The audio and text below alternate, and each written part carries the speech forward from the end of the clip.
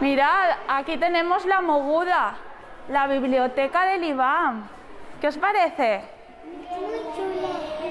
Los niños y niñas del Colegio de Santa Teresa del barrio del Carmen reciben con emoción estos libros del IBAM, el Instituto de Arte Moderno Valenciano. Algo diferente a lo que se suele hacer. Muy guay, me gusta mucho leer, porque te puedes imaginar tus propias cosas. Se trata de La Moguda, una biblioteca itinerante que también llegará a otros 4 centros educativos del barrio del Carmen. Libros de artistas como Alexander Rodchenko o Joan Brossa, pero también libros de autores reconocidos internacionalmente como Hervé Tullier o Taro Gomi.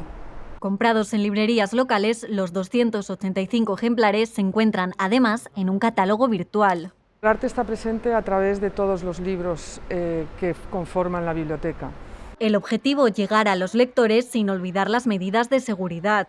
Una biblioteca itinerante adaptada a las condiciones del coronavirus. Cuando los niños acaban de leer un libro, lo introducen por este buzón para que pase su cuarentena correspondiente.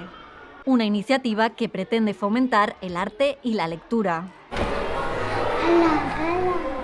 La biblioteca itinerante permanecerá en el colegio todo el curso, una novedad diferente, pero sobre todo con mucho arte.